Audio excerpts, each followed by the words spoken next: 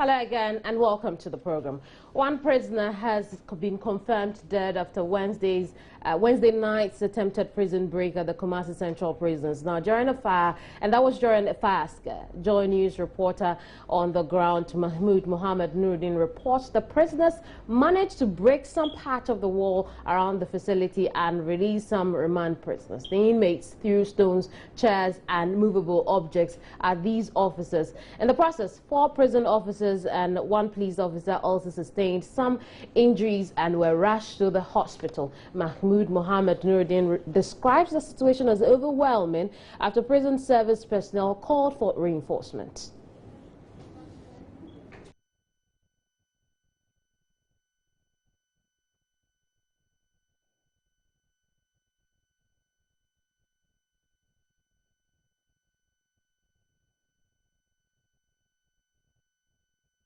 Regional correspondent Mahmoud Mohammed Nuruddin. Hello, Nuruddin.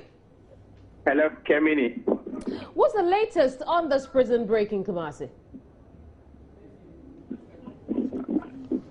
What is going to happen now is that the prison's officials are going to launch an investigation into the matter.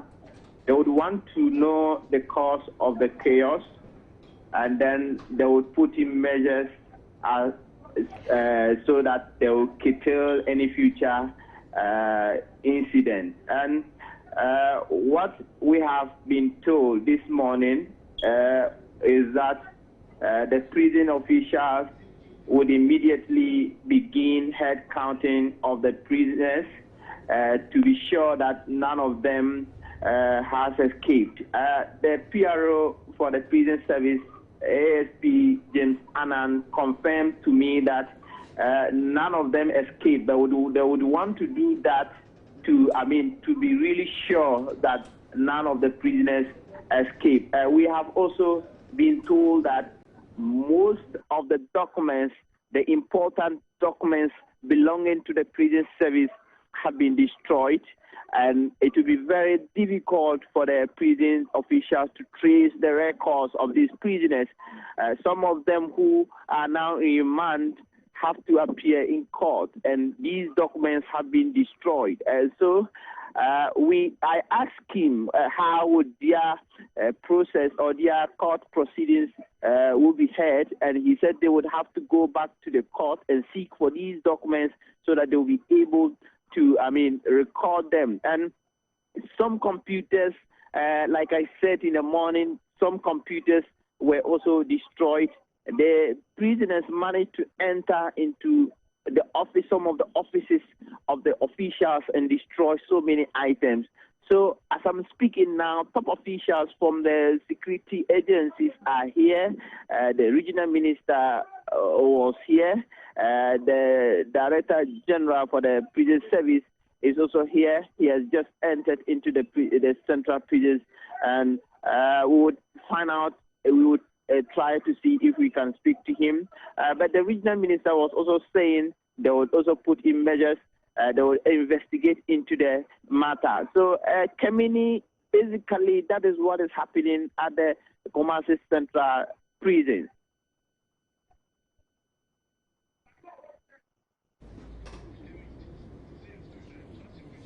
Hello, Nuruddin. Nuruddin. Kemini, I can hear you. Paint us a mental picture of what the prison looks like this morning. Come again? Describe the scene at the prisons this morning to us. Well, the moment you appear from a room towards the prisons, the central prisons, you will realize there are so many people. There is a very tight security here. The police are here. The military are here. And there are so many observers coming to witness to see what really happened. And there are so many people are interacting, asking so many questions about what has happened. But for insight, we haven't been able to enter. But information I have gathered is that everything is calm. Very well. Be able to restore peace, and they are very sure nothing is going to happen in again. Nuruddin, thank you very much for that information. Mohammed Mahmoud Nuruddin joined us from the Ashanti region where the prison break took place last night. But let's get some more insights from Public Relations Officer for the Ghana Prison Service, DSP Vitalis Aye. Thank you very much for joining us here. What interpretation has the prison service made into this jailbreak? I don't think it qualifies to be called a jailbreak. It was an attempted jailbreak. Attempted jailbreak. Yes, which did not succeed. And from what we gather, as your reporter said, there was a fire outbreak last night in one of the prison cells. And the officers on duty tried to evacuate the prison inmates there to safety. And when they brought them out, they refused to go back and decided to open their colleague prisoners to come out and join them, and if possible, break jail. And where we got it was in the night. That is what we see for now. But even how the fire started, we are yet to get the report from the fire service and know whether it was started by the rainstorm or it was a deliberate act of arson. We are yet to get that. So it is untrue that some remand prisoners got away?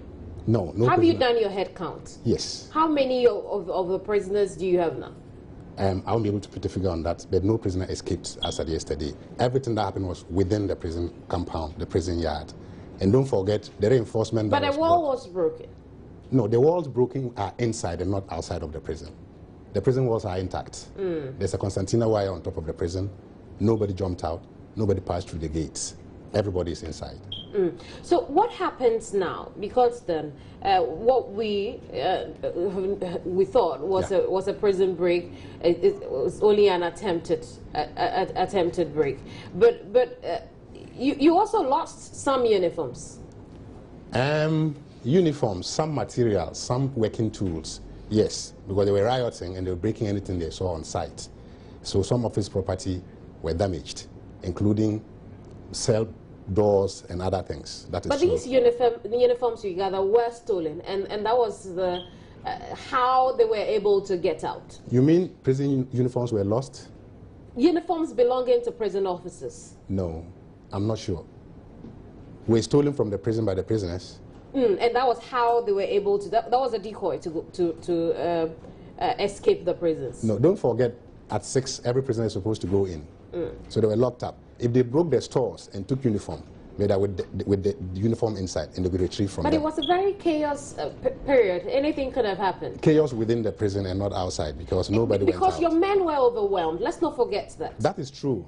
Don't forget our men are not armed inside the prison. That's why we call reinforcement from the police. So before the reinforcement came, could anything have happened? Nobody escaped. Nothing happened. With regards to escape, no. But you're unable to give us figures as to how many prisoners you had and how many you have now after the head count. I don't want to conflict because the prison figures are always fluid. What we have on record. At your last check? Yes. A total of 2,113 inmates supposed to be at the Kumasi Central Prison. And when you did your head count? We should have that. Do you have that? We will have that. You will have that? Yes. In other words, Vitalis, you're not aware? I am not too sure, but we have no escape. There have not been any escape. But you haven't been able to assure us that there haven't been any escapes because then you're unable to tell us that indeed you have over 2,100 prisoners still in your cells and there were no jailbreaks. Yes. You only tell us that you're not sure that those uniforms were stolen. The only incident, when you say stolen, it means they've been taken away from the facility. And that didn't happen. Nobody left the facility with anything. Nobody, no prisoner left the facility. The only person that could have left the facility is the prisoner that died. And the dead man will not carry uniform with him or her. So no prisoner escaped from the prison as I speak to you now. That's a fact. I see. Now, where exactly was the fire? The fire was at a block, one of the blocks. We don't know whether it was started by the lightning as they are claiming or it was set by somebody. So what is the procedure in a case like this? Your men are unarmed. Yes. But they let the men out anyway. Yes, the procedure is this. If the prisoners are in danger, they must be carried to safety first. So when they saw the fire and it was becoming serious, they brought them out, that particular cell, to put out the fire. It's better that way than allowing them to burn to death. But when they came out, let me give you a scenario. Prisoners were attacked by bees in Ketekrachi. they were hoping to run to a park nearby and to be recounted later. So as a result, when they got back, only 2 escaped, but they were recaptured. That was better than allowing them to be in there, stung by bees, all of them to death. So the safety of the inmates is what we do first. It's very paramount. So when this thing started, the officers saw the need to evacuate them out of their cell, put out the fire, and let them go back. That's always understandable, and that's what we do. So that was what happened last night. But unfortunately, it turned out to be something else. So they said they won't go back in again after they were brought out, and the fire was put out, even with the National Fire Service. They said they wouldn't go back, and they decided to open the other prison doors for their colleague inmates to come out. Don't forget, probably they fell because it was in the night. They could use the opportunity to escape from the prison custody. I'm sure so that was the mentality. They overpowered your men and decided to let go the remand prisoners as well. Yes, the remand prisoners didn't go anywhere.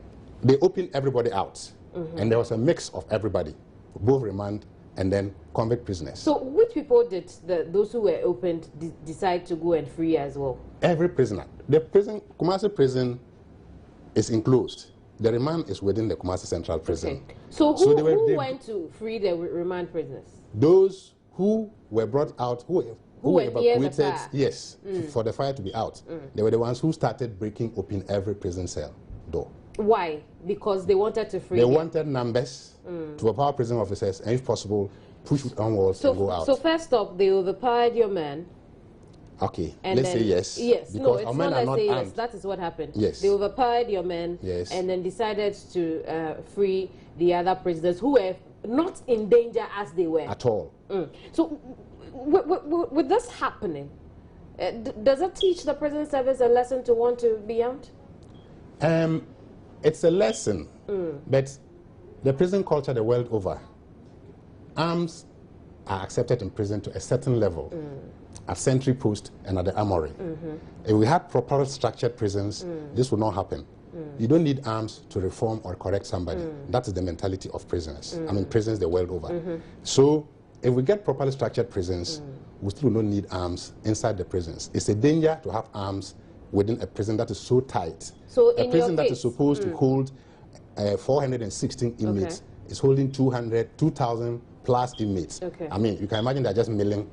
Where will you hoist your weapon? If somebody picks it by force, the one who died, that was what we saw. He tried seizing a weapon from the police officer, and then there was a trigger, and that was what happened. So it is not always the best to hold weapons inside the prison, but outside, sentry, and the armory. If you have a properly structured prison, that is the best way to go. In your case, then, we can say that our prisons are not properly structured. They are not. They are not. All of them. So you don't have any form of armory? We have an armory at Kumasi. You have an armory? Yes. Do you have arms, we have arms within the armory? You probably could be talking about how efficient they are, because if you look at the prison what kind of arms do you have there? The way you are saying it, efficient. These are security issues. So to tell you what we have in there. But what you have there are not efficient. They could be. They can be used for. So why didn't your men use it? We use them. Did you see prison officers holding weapons? They held weapons. We have trenchons. First, you see, we are dealing with human beings who want to reform. So when they are rioting, appeal to them, they are not getting it. You're supposed to use a trenchon. If you're not getting it, you reinforce by calling other officers outside of the barracks to come, which we did. Still, it was escalating. 2,000 plus inmates, probably against 100 prison officers. We had to call the police and call the army. That is the procedure. So because those weapons were not efficient, it was difficult to meet those prisoners boot for boot, even though they had their tools. Yes, even if they are efficient, but they will not be sufficient to be used for that particular purpose. So we need more reinforcement, and that's why we call in the police. That's why you called in the police, yes. Indeed. So what happens now going forward? Well, as we speak now, investigations are underway. The Director General is there. The regional security members are all on ground. They'll find out the root cause. As I said earlier, we don't know whether the fire was started by somebody or by the lightning, as we are told. But if there were leaders to this, they'll be taken out of Kumasi Central Prison and transferred to a much probably safer place, or a place that they don't have the influence they are having today, if there was any at all. So your investigations basically will border around the fire alone? The fire. And what could be the motivating factor? Every prisoner wants his freedom. So what will come out will also inform policymakers as to whether Kumasi Central Prison is supposed to be where it is, whether it's supposed to hold this number of prisoners it is holding. And if that is not the case, then as we've been crying on a daily basis that our prisons are overcrowded, something should be done by Ghanaians. Otherwise, look at these 2,000 plus inmates. If they really broke jail last night and they were out there in the streets in Kumasi, what can the Ghanaian people do to help with the situation? Because then again, I know we've had that conversation before. Yes. About the prisons and looking at other forms of punishment for criminals. But if you are not inputting and saying that we want this, how do we help you? We have been saying that. What's the priority of Ghanaians? We have decided to give them a 1 cedi 80 pesos for meals. And we think that what we have, if I'll take you back, at independence, we had close to 40-something prisons. Our population was just a little above 6 million. And the prison capacity was 7,000. We have lost about 6 prisons, some to the sea, others are defunct. Our population has shot up to 25 million. And the prison population, the capacity has rather reduced. So we have overcrowding, and this is frustrating for those working in the inmates themselves. So it's a huge problem. So if Ghanaians will turn their eyes towards the prison, and they think that there's a need for us to have a complete overhaul, to invest in the prison system, and ensure that the people in there get what they need, the reforms, I think it will work. We'll talk about jail breaks in the past, but you've raised a number of issues perhaps we should pose to Mark Woyongo, who is Minister for the Interior. You're welcome to the program, Mark. Thank you very much, my dear. What's been the Interior Ministry's thinking around this whole attempted prison break, as Vitalis would want us to know? Central prisons, what? I'm asking, what do you think about this prison break or attempted prison break? Well, it's a security breach, and we are concerned about it. And it simply means that we need to secure the prisons. We need to make sure that the prison officers carry weapons. At the moment, they have very few weapons. We need to arm them. And we also need to work closely with the police in securing our prisons. Well, I was just going to get into how secure those prisons are, not only for the inmates, but for the officers who work there as well. Why did they have to take this incident for us to know that we needed to secure our prisons better? No, the prison service is already working, collaborating with the police service. If you go to Amkafo, which is a maximum security prison, you see officers, police officers there, just to support the prison officers. So it is ongoing. It's just that we need to intensify, we need to spread it out to cover most of, if not all, our prisons. When do we intend to do that? I think that's the question I'm asking. I think that we will have to do that as soon as possible. We'll have to start the talks as soon as possible, immediately, so that we can have the police support for our prisons. I see. But beyond securing the prisons, Mark, is it time we looked at other forms of punishment, which is what the prisons office has been asking for some time now? Can you say that again? I didn't get you. I'm saying that beyond securing the prisons office has told us that the numbers are becoming overwhelming. Is it time we considered other forms of punishment for criminal offenses?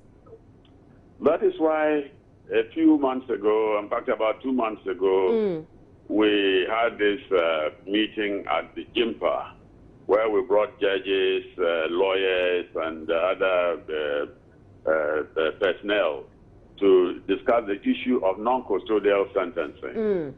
They are putting their report together. We will send that to Cabinet. If it is approved, we'll bring it to Parliament. But this is something I've been agitating for, because for me, I don't think that we should just imprison people because they have committed offenses. It should depend on the offense you have committed. And I keep giving this example of somebody going to steal a bunch of banana or plantain, and they sent to court and he's imprisoned for about 3 months at our expense, at your expense, at my expense. Such a person could have been sent to, say, Ama, to go and do communal work for about a week or two. So if this thing goes through Parliament and we start implementing it, I have no doubt that our prisons will be decongested. So 2 months ago, we still don't have a report from that particular discussion. When are we expecting it? We've got the report. We have forwarded it to the Attorney General's department. Attorney General's department is working on it. They are going to fine-tune it. If they fine-tune it, we'll send it to Cabinet. And when Cabinet approves it, we'll pass it on to Parliament. But personally, Mark, do you think our prisons are secure? Well, I've gone to quite a number of prisons, and I myself, personally, I'm not happy with what I see in some of these prisons. Some of them, the walls are falling, and most of them, too, I mean, the conditions are deplorable. We need to have a second look at our prisons. In my view, the prisons have been neglected for some time, and that is why I'm now beginning to focus on the prisons. Recently, we got some assistance from the British government, and there's some work which is ongoing at the Sawam prison. What kind of work? Well, they are giving it a facelift. They are putting up some structures at the infirmary. They are improving it, and they are doing some extension work to some of the structures. That was last year? That was last year, yes. So it's still ongoing. And that would do us some good. These prisoners complain of food quality, and perhaps it's too much motivation to want to break out. You want to serve your term, yes, but you want to be treated well as well. Yes, we are looking at the feeding aspect, because the prisoner is fed 1 cedi 80 pesos a day, and you and I know that 1 cedi 80 pesos can buy you any decent meal. So there is a need for us to do something about it. And that is why the prisons have farms. Recently, I've had to talk to the Minister for Agriculture to consider releasing some tractors. The Ministry of Agriculture is expecting some tractors, and I'm asking that they release some to the Ghana Prison Service for agricultural purposes. If they go into serious farming, they should be able to support whatever assistance or whatever food ration government is giving to them. Let's look at this particular issue alone. What role are we expecting the Ministry of the Interior to play in dealing with the situation we have now? You mean what, that situation in Kumasi? With the Kumasi prison break. With the Kumasi prison break. Yes, what we are going to do is we're going to relocate some of the prisoners. Obviously, some of the structures have been burned down. Some of the prisoners will have to be relocated. And we've made provisions, some vehicles have been sent there, and police are also on standby to escort them to Ankaful. Ankaful is a new prison. It has got a lot of room. So it's likely most of them will be transferred to Ankaful prisons. Very well. Thank you very much, Mark. Mark Woyongo is Minister of the Interior. DSP Vitalis Aiye, who is PR for the Ghana Prison Service, is still here with me. Now, I was going to go into where our prisoners would be going, because obviously you can't contain them at the same place, can you? No, not all of them. Maybe some will have to go to Ankafo. Like how many would you have to distribute? Because you have over 2,000. Yes. I wish we could just have the number for Kumasi, but that's not possible. Don't forget, as we always said, some are remand prisoners, and their cases are in Kumasi. They can't be transferred. So those ones you are keeping there? Yes, those ones must be there, because if you transfer somebody whose case is at the High Court in Kumasi to Ankafo, when is he coming back for his case to be heard? So some of them will have to be there. But we still have in Sawam, we have Ankafo. We can send them there. Have you started the process? Yes, of as he said, there is a vehicle waiting. Vehicles waiting to transfer them. Vehicles were dispatched last night from here to Kumasi to go and do that.